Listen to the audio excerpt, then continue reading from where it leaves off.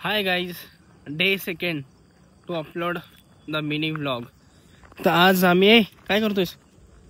आज परत आम्ही सकाळ सकाळ खाली आलो आहे फिरायला मॉर्निंग वॉकसाठी. सो मी आज चेंज केला, सिनेमॅटिक मधून शूट करतोय. रोज मी 4K 30 FPS मध्ये शूट करत होतो. तर आज मी सिनेमॅटिकमध्ये करणार आहे, ते पण 4K 24 FPS.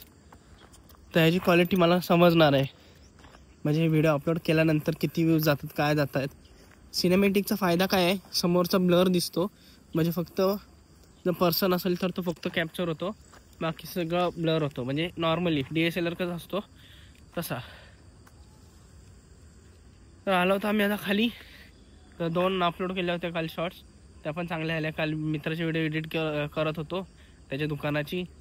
तो बोलला दुकानाची व्हिडिओ केली नाही आहे, सो केली. नंतर मग ती एडिट करून गाणं बिणं सिलेक्ट करून अपलोड केली. त्याला चांगले इंस्टावर व्ह्यूज आलेत 5000. पण काय क्रेडिट काय भेटलं नाही. आधी दिलं होतं अपलोड करताना, पण ती ब्लर दिसत होती. मी त्यांनी री अपलोड केला तेव्हा काय क्रेडिट दिला नाही. त्यामुळे मी खाली वॉटरमार्क लावून टाकला माझा. कसं आहे, काय कोण क्रेडिट देणार नाही म्हणून मला माहिती होतं, म्हणून खाली मी वॉटरमार्क लावला माझा, म्हणजे टॅग खाली.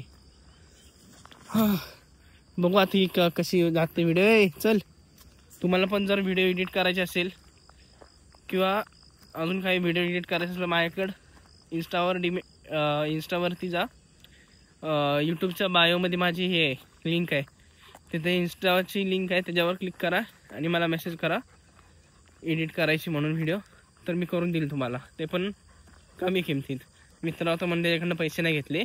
पण ती एकच व्हिडिओ मला करायला किती वेळ लागला, 2 तास गेले माझे, 1-1.5 तास गेला. नंतर परत ते सॉन्ग शोधा, त्याच्यात 15-20 मिनटं गेली. सो कोणाला पण व्हिडिओ एडिट करायचे असेल ते सोपं काम नाही. ते कोणती पण व्हिडिओ एडिट करणं खूप मेहनत लागते, शॉर्ट्स व्हिडिओसाठी खास करून. सांगा असेल तर. ओके, आजपर्यंत एवढंच. भेटू उद्याच्या ब्लॉगमध्ये. बाय.